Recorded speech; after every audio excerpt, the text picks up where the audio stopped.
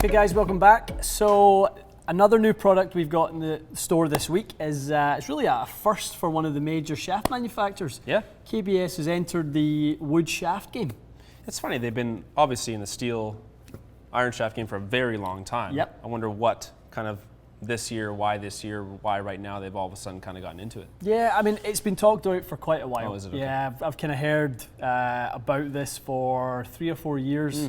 That this has kind of been in development, and obviously making a graphite iron shaft, Right. which they have done, Yep. has been sort of part of the process of Right. of testing and kind of getting into the wood game. So I mean, you know, KBS shafts, I would say if there was one thing that they would be renowned for, especially on the tour lines, the feel. Yeah. And it looks to me, you know, they're using a lot of those terms again, you know, the KBS tour feel, the tour driven feel, Yeah. all that sort of stuff. So And it's such kind of a desired thing. It would Yeah. make sense that the KBS player or the person that at least wants to have that sensation would say, okay, well, let me at least try it in the driver's shaft. Exactly. We popped this in your driver. One of the things that we noticed straight away, and obviously we talked a lot about the ping head weight. The balance point is very low, it would seem. Yeah. The swing weight in this driver, when we cut it to the end of the grip at 45 inches, it's almost at E0 in swing weight. So neat, like you would assume most of the weight is kind of towards this part of the shaft. It would appear to be a very kind of, you know, tip heavy, very stable, you know, maybe, you know, some additional material down in there, which is the opposite really of what a KB Tour is. It was very high balance point relative to some of the other ones in the industry. So Funny they went the other direction. yeah. Okay, well let's hit see. a few, let's swing a few, and let's Okay. see if you feel like it is quite kind of head heavy. It's a good point because I feel like we've been testing high balance point shafts mostly lately. yeah, Because yeah. that's been like the thing lately. I feel like that's kind of the trend. And this know. is maybe kind of opposing that trend. We will see.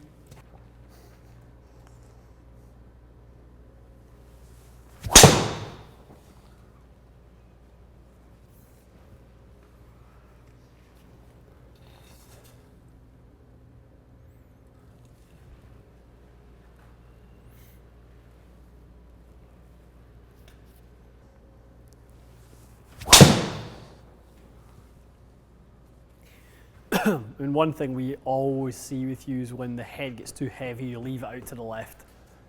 Yeah, Almost that's true. always. That's true.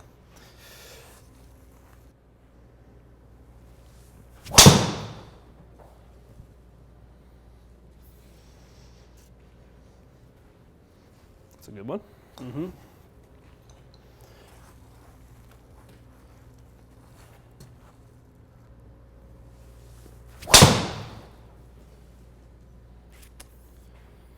Okay, let's go into another head. Gonna do something lighter. Yeah. Okay, so we made a slight adjustment. You're gonna bring up that little pattern there. Sort of uncharacteristically, we were struggling with that one, especially down the left side. Mostly left. Mostly down the lefts. We were kind of getting some inconsistencies on sort of the strike a little bit as well, and just overall just not the type of performance that we know that we should probably see from you with your driver. So yeah, predominantly left. But it's a good little warning sign because if I want to keep my head, I've paid my money for a G410 and I'm That's trying it. a new shaft, I'm going, oh, this shaft is terrible. Not really, because it's Yeah. just poorly weighted. Well, that's the thing with the ping heads. Obviously, you just got to be so mindful of that head weight when you select a shaft for it. Gotcha. So now we're probably where you see most of your builds, around D4-ish. We're right at D3.5 with the M5. All right.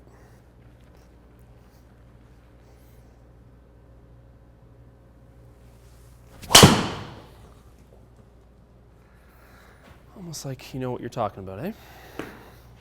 That's a monster. What a sound that thing made. That was crazy, wasn't it? A little high in the head. Yeah. Beautiful. Cries from the gallery of he should have played the M5 all year. I know. That's crazy though. Like I don't think I've ever picked up a club and felt like all of a sudden now, yes, I can square There the it face. is, yeah. Just from swing weight. I know.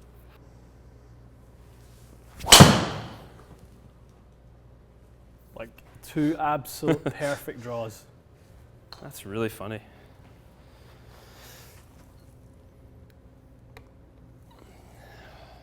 It's the dance partner, like you said.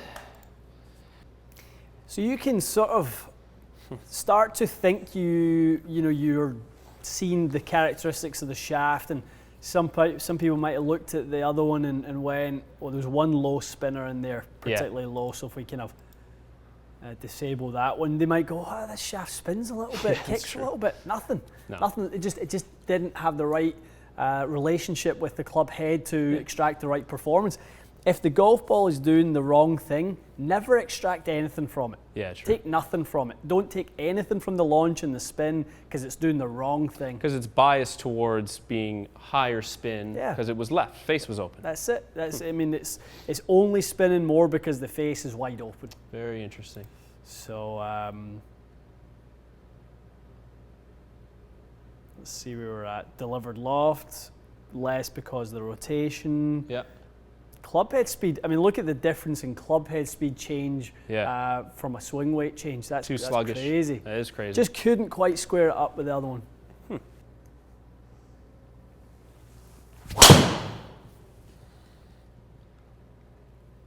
That's hit really well.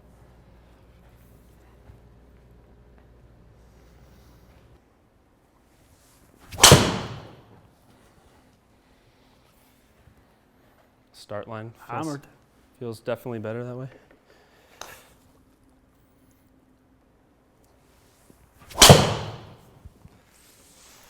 Yeah, it's a bullet. Yeah, it's good.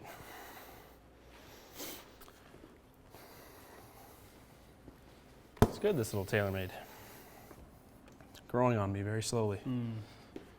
Okay, very interesting little test there. Obviously, we didn't see the way the shaft was performing out of the ping head just because the combo was wrong. It was just it was two components that don't really work well together, especially really for anyone. D9.5. It would be pretty strange for someone to want D9.5. This is not going to happen. Really, we can discard those first sort of set of numbers. Ball speed was fine. Launch and spin was okay. Just a wide open club face. Just a big open club face, yeah. That's it. Yeah. So obviously bringing the head weight back down 10 grams, normal service is resumed. Is that all it was, 10 grams? Yeah, 195 and 206 I think was the exact weight. So very similar ball speed. If we go over and kind of look at strike, it's not where you struck it probably at not all. The best illustration, but yeah, sometimes I really feel like that kind of illustration is way too severe. I mean, part of it is where these dots are. Right. So like if that's saying there, you're probably striking those on that over groove, there, which I think is fair. Which is fine. Yep. Which is absolutely fine. But big difference obviously in delivered loft and speed. Even lie angle a little bit, obviously difference. Face angle obvious was probably, that had to be the biggest reason for everything being different. Big difference. So everything became very, very nice and balanced once you got the right head weight on there. But obviously the purpose of the video is to talk more about the shaft. How did it feel? It feels really, really good. Good. Yeah, you feel the energy towards the lower section of the shaft. It's very different than trying like the Fuji Pro that's higher balance point. So it's, the cliches I think sometimes actually do make sense, where you do feel like it kicks up high. Right. You do feel like that part of the shaft is active. I think people will like it. It's different. It's definitely different than the shaft we've tried in a while. I think Hazardous Green, the Hulk one, was just stiff. Overall stiff. And you hit that one great. And hit it well. well. There's a lot of people obviously after that video Matt should play that one. That's about as straight as we've ever probably seen you hit it. Which is very neutral. Which is interesting, but obviously feel is feels different. And so I think if someone wants something that feels, so this being a TX, it didn't feel stiff at all. I think there was plenty of kind of activity in there. Yeah. You felt it kick through the shot. And I think once we had the right kind of balance of weight, I think it felt easy to hit. I hit a couple draws and a couple fades in there too. So I think it's it's definitely from a first test perspective. Yeah. I'm obviously glad we switched heads, but I think it's a good product. You eyeball, a product when you first get it in, especially on, like a shaft, and you start to look at sort of where where the thickness lies in the shaft. That kind of, you know, is a bit of a giveaway to the intent of how they want it to perform. Right. And this one isn't overly meaty in the sort of middle section. True. Somewhat narrow here. Yeah, a little bit narrower than some of the other really stiff ones. So some of the giveaways, I mean, torque is at 3 degrees with this guy, 63 grams. So, yeah, I mean, nothing too extreme. That's certainly not, it's not too low in torque. You know, you see some of them getting into the kind of, you know, mid to high 2s, 2.5, 2.8 degrees of torque, somewhere around there is considered pretty low. Anything kind of 3 to 3.8 is kind of considered mid, and anything above that you'd be probably considering to be a bit higher. And torque is a big influence on feel. I was going to say, I think that probably is where sort of the smoothness of it feels. You don't feel like you're having to hammer, you know, the shot to get ball speeds that were pretty good. Very good. Yeah. All right. So we have a new addition to the wall. We had, you know, on a day when we're going to actually do a lot of new driver shaft testing, we have the Patterson range that we're going to do a little comparison. So it'll be interesting looking at this and seeing what we have seen, and then seeing obviously what that range does, because we've got a load of different shafts from them to test. Yep. See how those numbers kind of vary. Yeah, excellent. Cool. Excellent. All right, guys, well, let us know.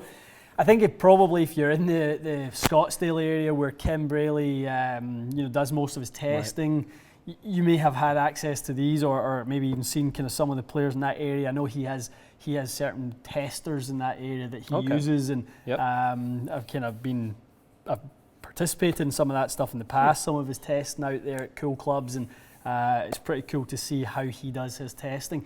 Does it a lot with just, you know, general player feedback. He is an extremely good player out there.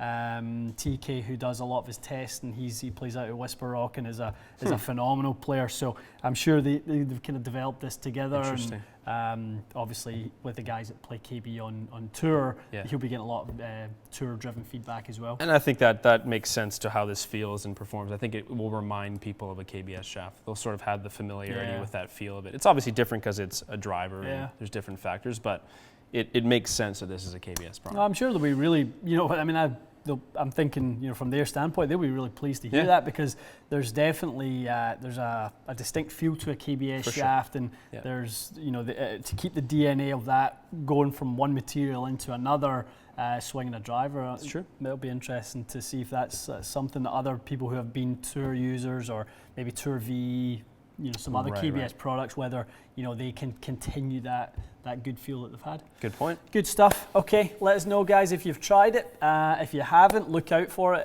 You know, we're obviously stocking it now. There's going to be other places, you know, all over North America and Europe, and they'll have it. So yeah, I think you'll probably start to see it come out in the next probably couple of months. Probably maybe more so after the PGA show. I'm sure this will be a big launch product for Kim at the PGA show. So maybe an early 2020. All right, we'll see you again soon.